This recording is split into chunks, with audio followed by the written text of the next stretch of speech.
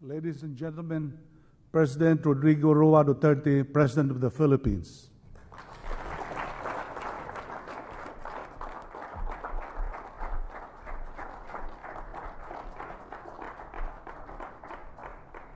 Kindly sit down. Salamat.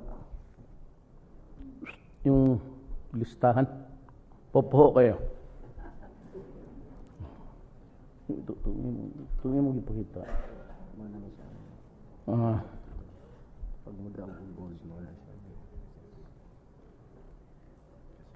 the Philippines Olympic Chairman, Sports Commissioner,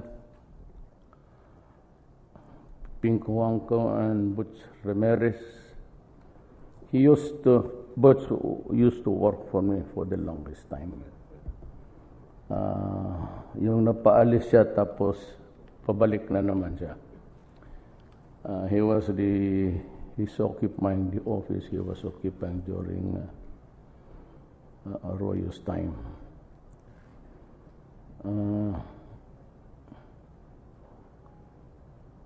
There are about 10 gold, silver is 5, bronze is 2.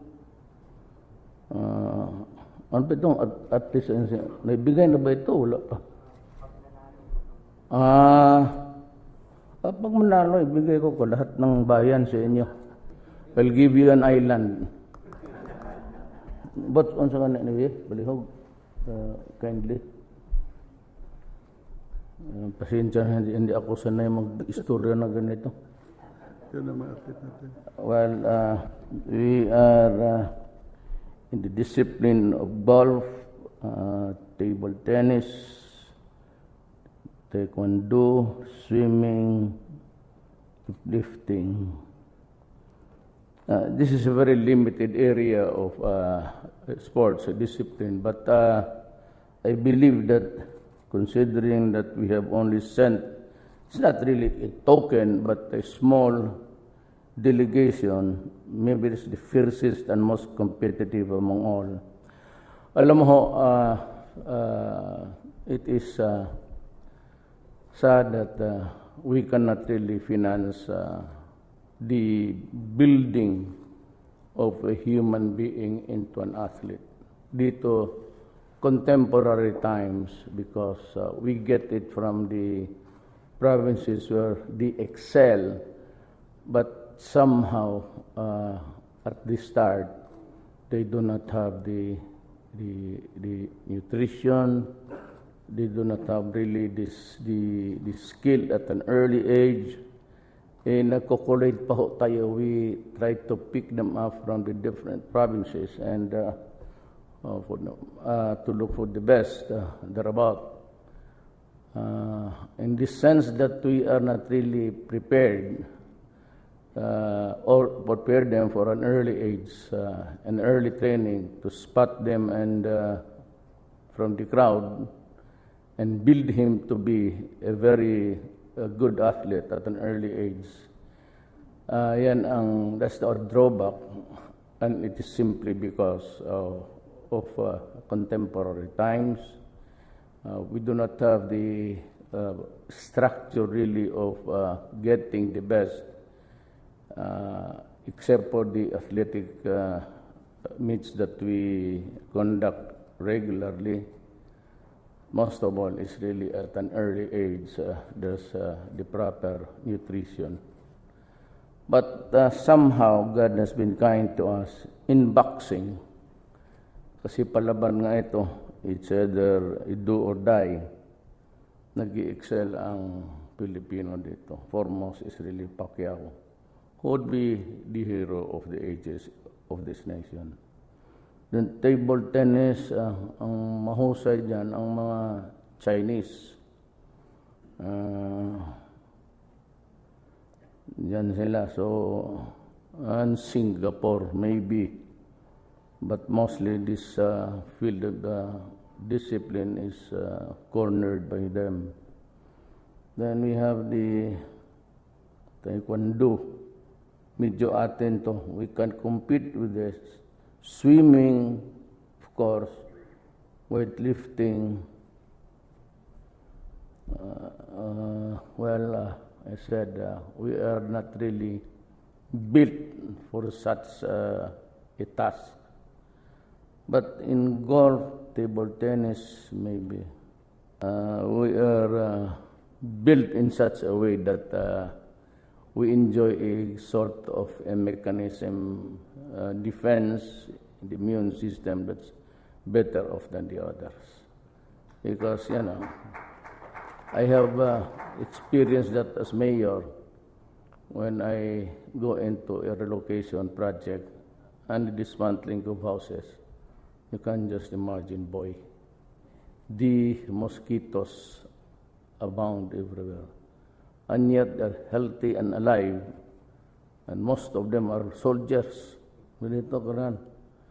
As if they were not beaten at all. It would take a cobra of the African species to kill the Filipino. The local, ano bang tawag din sa amin, it's, there's a dialect for that cobra wars. Well, I would like to just say to you, just try your best. You need not really kill to win. Just enough that you try, however hard, and the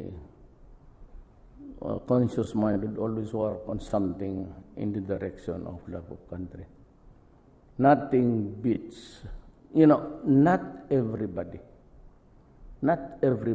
is given the honor to serve his country.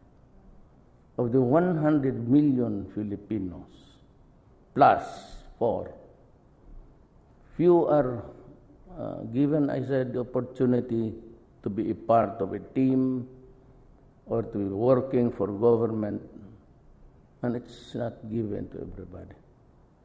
So that honor is very distinct in the sense of numbers. And yung sa loob mo. Kaya I'd like to tell you the truth. If I were to go back in time, hindi na ako magpasok dito. Because in terms of material, hindi ako magbubula. Kailangan mo. Like us, we have to work to death to earn a living and to have something pagtanda mo. You have to contend with the medicines, and hospitalization. Sino bang ayaw ng...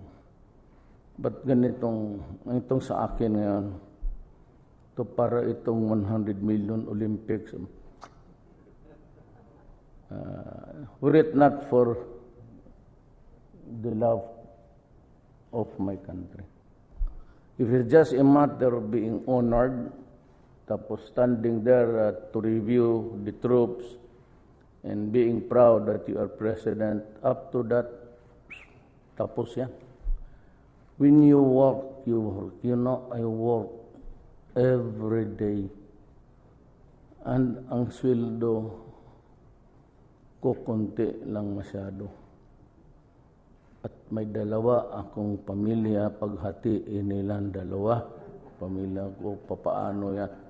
Wala na akong allowance para sa akin. No more happiness. Manghiram ka pa sa presidential security. Put yourself at ease, ma'am. Yun. So, when all the mesmerizing activity after the clapping of the hands, you find yourself alone here, and you go out at 3 or 4 o'clock in the morning after a cabinet meeting that is really very raucous, you tend to say, bakit ba ako pumunta dito?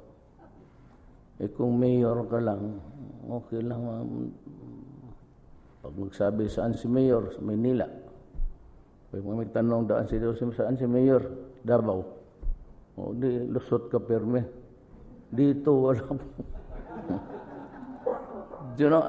My appointments will take me until about 10 o'clock. mag-umpisa yan dyan.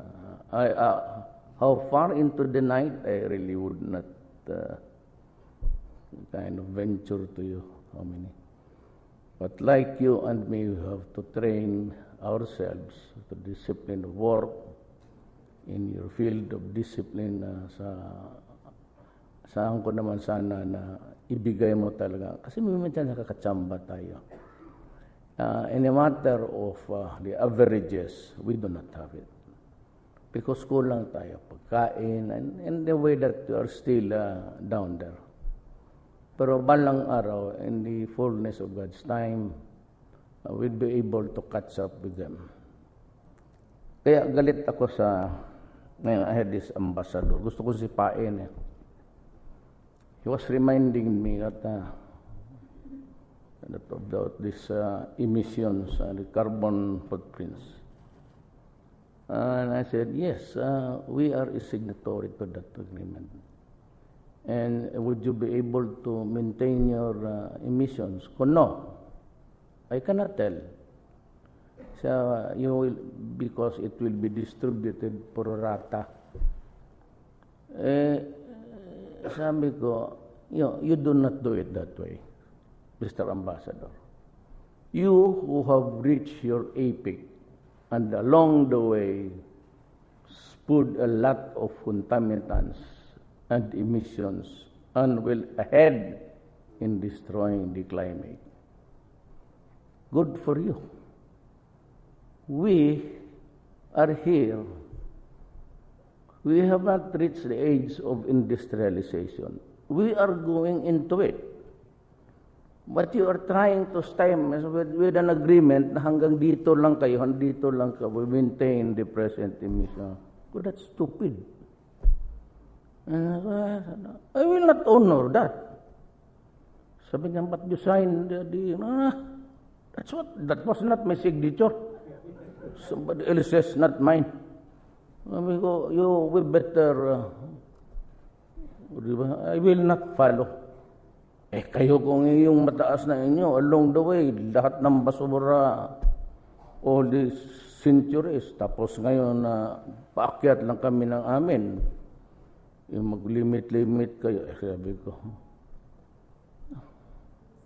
How about design convention? That is not my signature. We will make a new one. Or we do not honor at all. Kalokohan yan. So that is how very competitive and that is how very constricted our lives now. It's being controlled by the world. It's being imposed upon us by the industrialized countries. They think that they can dictate what the destiny of the rest of the nation. Sila yan. Kanila ang just like the oligarchs of this country, the elite. They get contracts from government. They enjoy the fat of the land, and they don't really bother paying taxes. They have this online gambling. We do not even know how much are they earning, how much are we supposed to collect, or there is no mechanism to collect at all. Tapos tayong mga dito, we're trying to train athletes for our country for the greater glory of this Philippines. Hirap tayo kung saan tayo gano'n.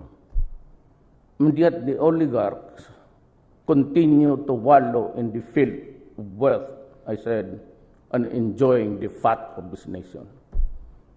Parang kalukuhan dito. So that is why I said, I assure you, during my time, I will get the money from the pockets of those who are not paying and give it to you to train well. Maybe the next year meron tayo. Mahirap yan. Every day, all throughout the Philippines, we lose about 300 million a day in all ports. 300 million a day. If I could just collect it 1 month, 2 months, ibigay ko sa inyo, tapos na ang problema ko sa at least yung ating athletes, or for the poor and for everything. That is why you are to embark. Be comfortable in the thought that in the coming days you will have more support because I will collect taxes. At maasahan ninyo, graft and corruption will stop right on its tracks.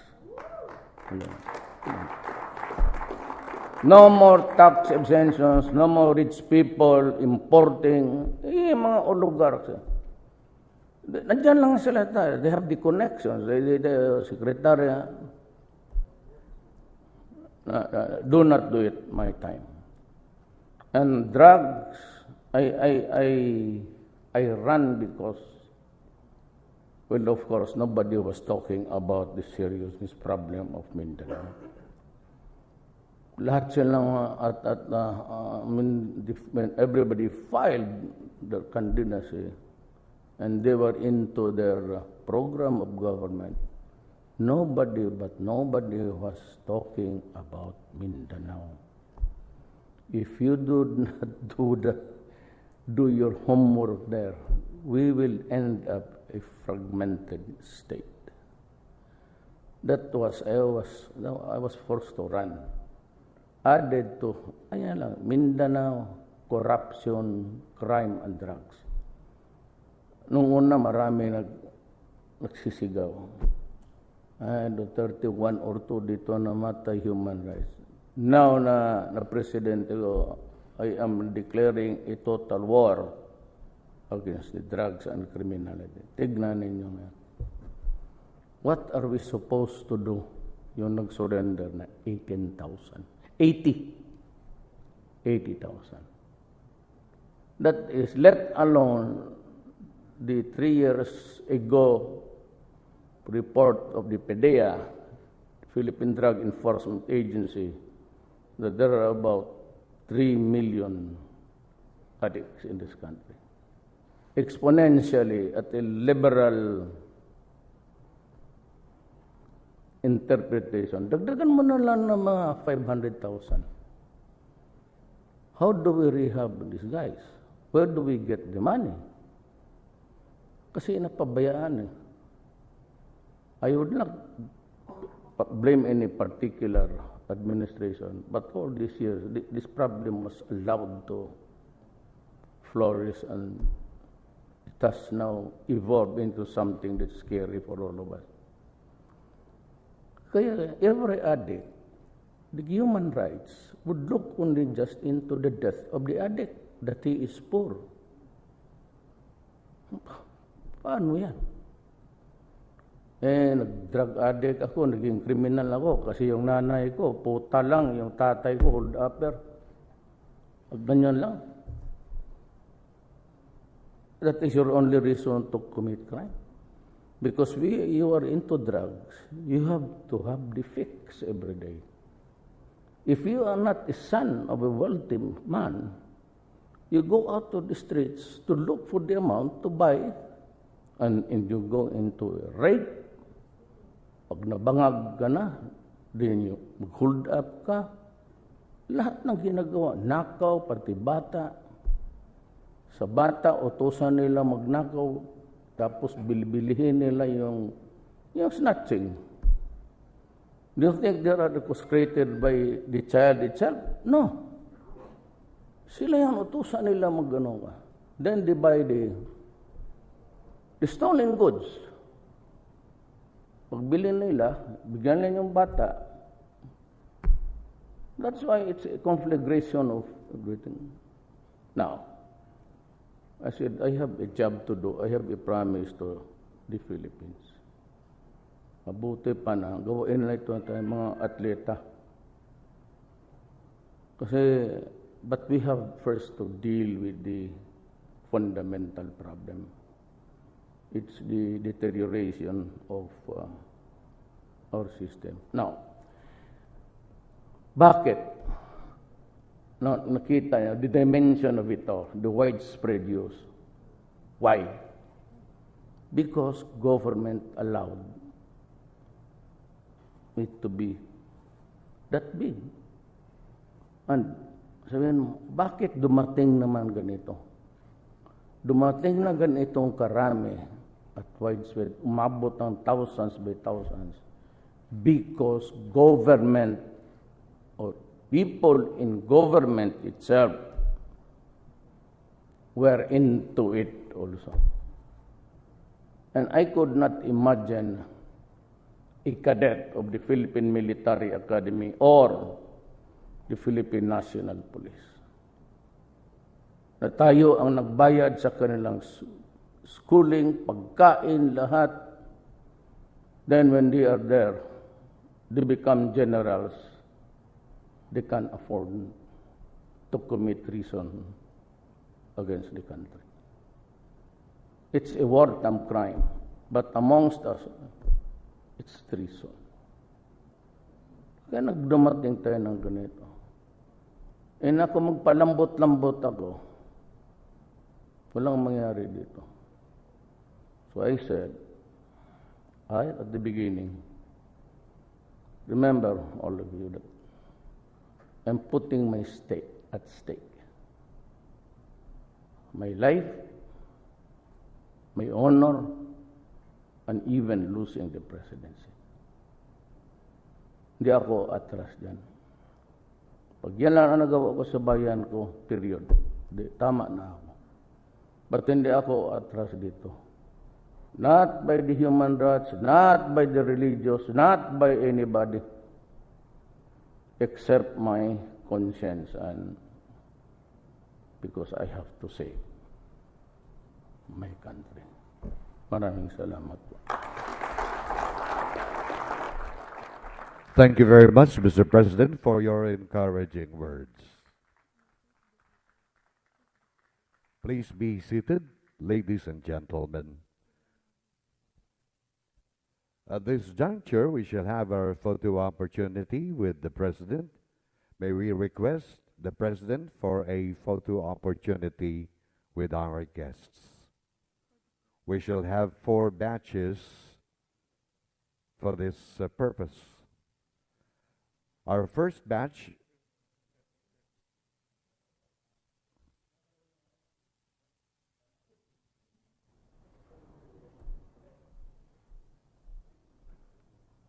nandiyan pa si Secretary Joke na wala na.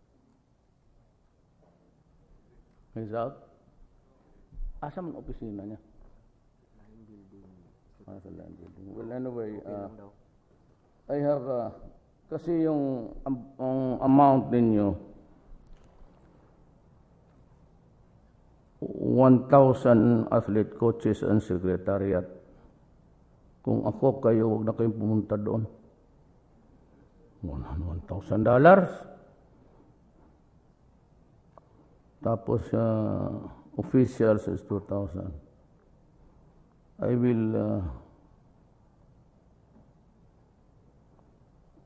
will increase your sa mga athletes coaches 3,000.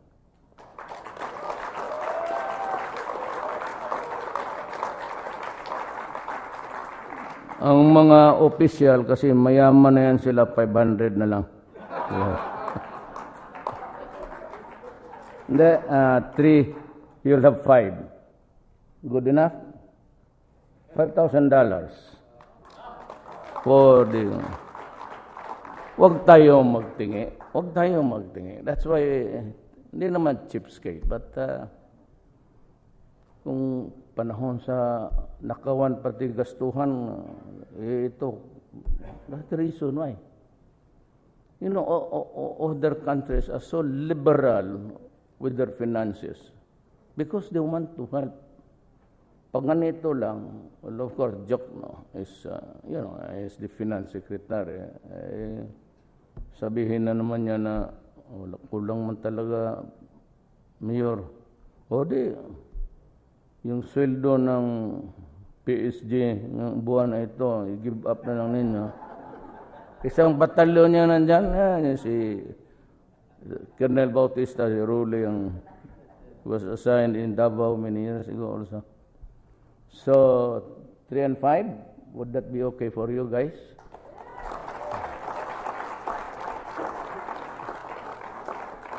O gusto ninyo dagdagan pa ng 2,000? Kung na-joke no, magalit. Maraming salamat po for your generosity, Mr. President.